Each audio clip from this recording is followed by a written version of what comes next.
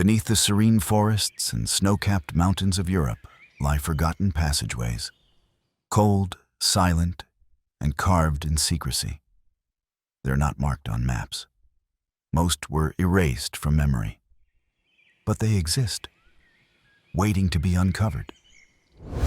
What did the Nazis build under the earth during the dying years of World War II?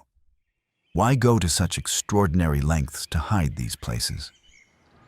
And what has been discovered recently that left historians and scientists stunned? These aren't abandoned bunkers or mere military shelters. They are part of a vast underground network. Tunnels that go for miles, connecting secret laboratories, fortified strongholds, and mysterious sealed vaults. And what they contain may rewrite our understanding of Nazi Germany's final ambitions. In the last 2 decades, a wave of discoveries has pulled back the veil on some of the most hidden operations of the Third Reich. With modern technology, ground-penetrating radar, infrared scans, and AI-assisted historical analysis, we are beginning to see what was never meant to be found. So what was the real purpose of these tunnels? And what secrets did they conceal? Secrets that may never have surfaced if not for a series of accidental discoveries? Join us now as we descend into the forgotten underground world of the Third Reich. By the early 1940s, Nazi Germany was losing ground in the skies. Relentless Allied bombing campaigns had reduced much of Germany's industrial heartland to rubble. Entire cities were left smoking ruins, factories destroyed, command centers annihilated. In response, Hitler and his inner circle launched a massive initiative: take the war underground. The goal was simple: protect critical assets, preserve research and weapons production, and ensure top leadership could operate even if Germany's surface infrastructure collapsed. What emerged was a vast, secret network of underground facilities stretching from the Bavarian Alps to Poland and beyond. Air raid shelters evolved into industrial sites. Mines were converted into hidden laboratories. Deep beneath hotels, castles, and forests, the Nazis created what some would later call a buried empire. At the center of this strategy were men like Martin Bormann and Heinrich Himmler, trusted aides to Hitler who oversaw large-scale construction and the brutal labor systems that made them possible. Some of these sites were modest, storage rooms or command centers. Others were sprawling complexes capable of housing hundreds. There were bunkers wired with electricity, running water, and radio equipment. And in many cases, these facilities were deliberately destroyed or sealed by the Nazis themselves as the Allies closed in. The full scope of what was built remained elusive until now. Recent disclosures from formerly classified archives reveal that as early as 1943, the Nazi High Command had drafted contingency plans for establishing underground cities, complete with agriculture, manufacturing, and command infrastructure. These were not merely hiding places, but fortresses from which to rebuild and regroup. In 2004, a luxury hotel in the Bavarian Alps began renovations. Workers dug beneath the foundation, expecting nothing more than soil and rock. Instead, they hit something metallic, an iron door embedded in concrete. It was sealed tight. When opened, it revealed a staircase, dark and steep, descending into a hidden space untouched since 1945. What they found stunned even the most seasoned historians. Concrete corridors stretched in every direction. Nazi insignia still clung to the crumbling walls. Rooms were preserved like time capsules, complete with rusting cots, typewriters, ration tins, and handwritten orders signed in 1944. One chamber contained a map, a floor plan that extended far beyond the space they had entered. Entire sections were not on any known records. Some doors were welded shut. Others led to staircases spiraling downward into collapsed passageways. Experts from the German Archaeological Institute confirmed its authenticity. This was not just a bomb shelter. This was a wartime command post, likely used by high-ranking Nazi officers. Excavations continued for months. Behind sealed crates, they found documents, original V2 rocket schematics, correspondence from Heinrich Himmler's office, and a peculiar set of blueprints labeled Project Morgenrot, Project Dawn. These discoveries reignited interest in long-debunked claims that Hitler's regime had built escape tunnels for leadership to flee into the Alps or even out of Europe entirely. Researchers now had physical proof. These tunnels existed, and they were far more elaborate than previously known.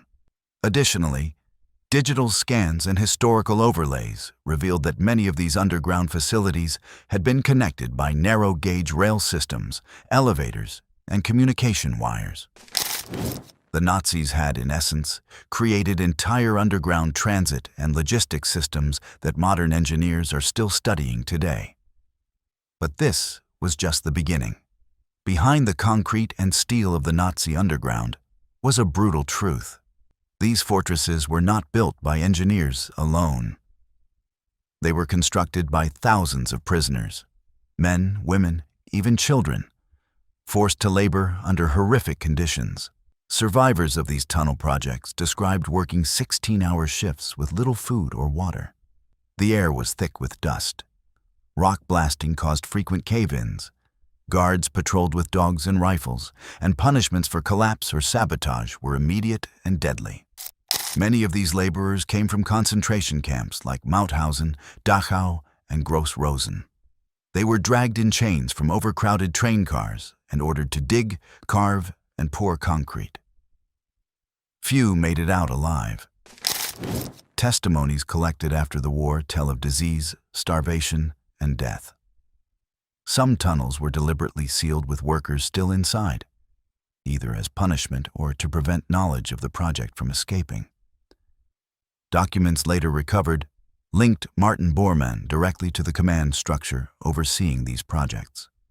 Orders from his office approved construction budgets and workforce quotas, many of which came from the SS-run organization TOT, a massive military engineering group responsible for large infrastructure projects using forced labor.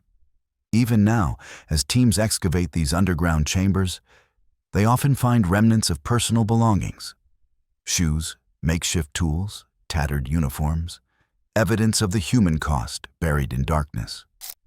In one collapsed section near Linz, Austria, researchers uncovered a hidden alcove filled with carved names and tally marks. It was a secret record, an effort by prisoners to count their days and preserve their names before they vanished. The legacy of these forced laborers is slowly being recognized. Memorials now mark some tunnel entrances. Historical commissions work to catalog the identities of those lost beneath the earth. So what exactly did the Nazis plan to do with these underground worlds? Theories abound, and some stretch the imagination.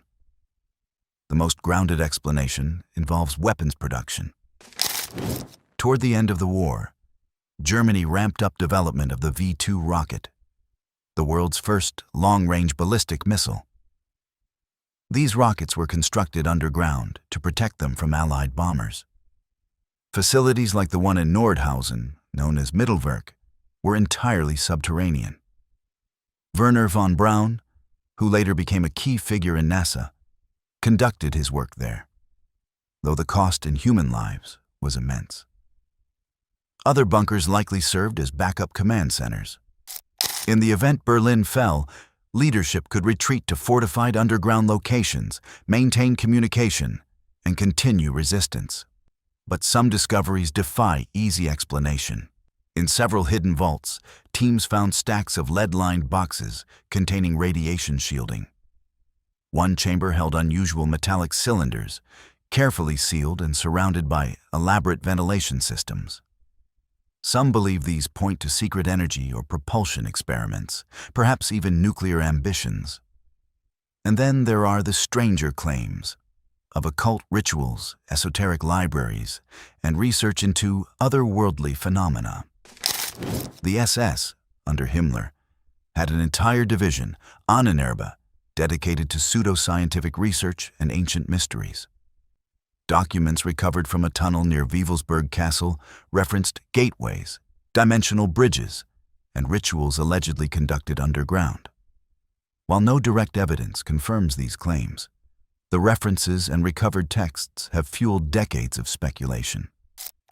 Conspiracy theorists have suggested that some of the tunnel complexes were meant to house interdimensional experiments or even early prototypes of anti-gravity craft, blending science fiction with a kernel of mystery rooted in real documents.